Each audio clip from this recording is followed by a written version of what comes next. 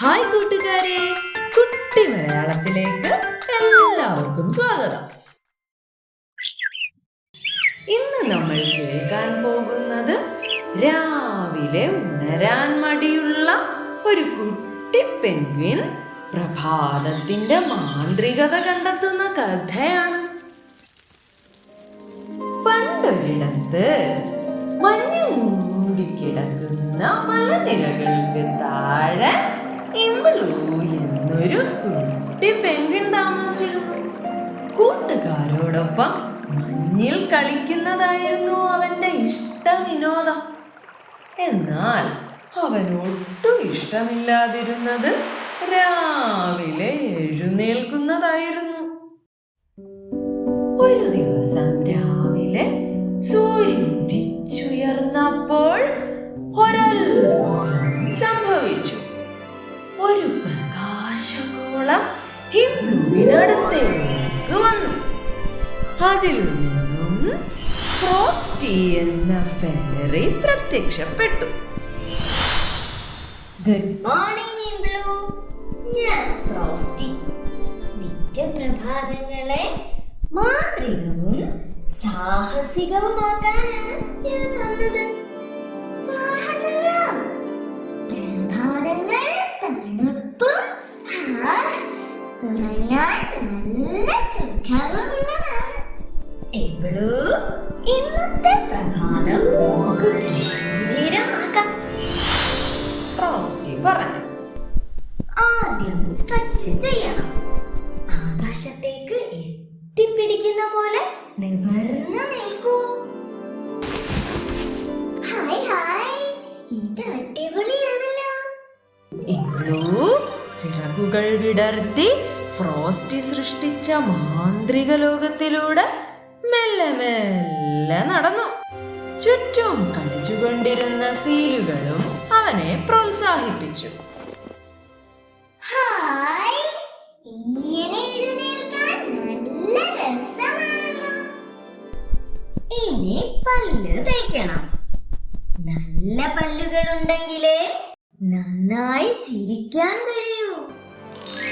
ഇങ്ങനെ പറഞ്ഞുകൊണ്ട് ഫെയറി മാന്ത്രിക വടി ഉയർത്തിയപ്പോൾ മനോഹരമായ ഒരു വെള്ളച്ചാട്ടവും വെട്ടിത്തിളങ്ങുന്ന ബ്രഷും പ്രത്യക്ഷപ്പെട്ടു.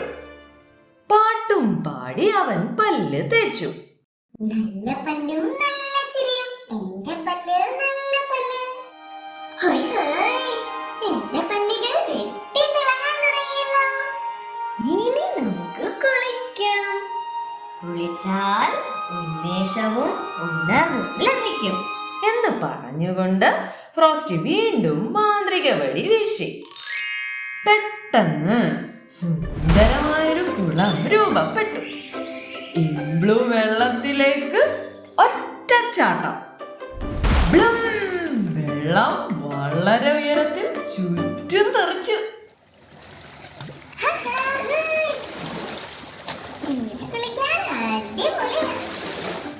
ഇനി നമുക്ക് ഭക്ഷണം കഴിക്കാം. പ്രഭാത ഭക്ഷണമാണ് ഒരു ദിവസത്തേക്കുള്ള ഊർജം നൽകുന്നത് എന്ന് പറഞ്ഞുകൊണ്ട് ഫ്രോസ്റ്റി പിന്നെയും മാന്ത്രിക വടി വീശി. അപ്പൊ തന്നെ അവൻ ഇഷ്ടപ്പെട്ട മീനുകൾ നിറഞ്ഞ വിഭവങ്ങൾ പ്രത്യക്ഷപ്പെട്ടു. ഓരോന്നായി അവൻ അതെല്ലാം കഴിച്ചു. എന്ത് രുചിയാണ് ഈ ഭക്ഷണത്തിന്. അവസാനമായി പ്രഭാതത്തിൽ ഏറ്റവും മികച്ചത് കൂട്ടുകാരുമായി സന്തോഷം പങ്കിടുക എന്നതാണ്. ഫ്രോസ്റ്റി പറഞ്ഞു.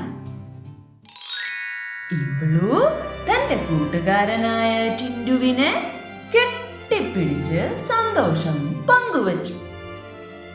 താങ്ക് യു ഇംബ്ലൂ, എനിക്കും ഇപ്പോൾ വളരെയധികം സന്തോഷം തോന്നുന്നു. ടിൻഡു പറഞ്ഞു. ഇനി മുതൽ പ്രഭാതങ്ങൾ ഇങ്ങനെയുള്ളതാകണം. ഫ്രോസ്റ്റി പറഞ്ഞു. അന്നു മുതൽ ഇംബ്ലൂ ഫ്രോസ്റ്റി പറഞ്ഞതുപോലെ തന്നെ ചെയ്യാൻ തീരുമാനിച്ചു.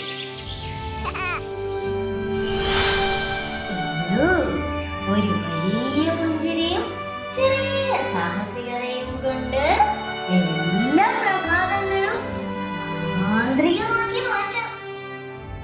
മനോഹരമായ പ്രഭാതം സമ്മാനിച്ചതിന് നന്ദി ഫ്രോസ്റ്റി. കൂട്ടുകാരെ, നിങ്ങളുടെ പ്രഭാതങ്ങളും മാന്ത്രികത നിറഞ്ഞതാണോ? കഥ ഇഷ്ടമായോ കൂട്ടുകാരെ? ലൈക്കും സബ്സ്ക്രൈബും ചെയ്യാൻ മറക്കരുതേ.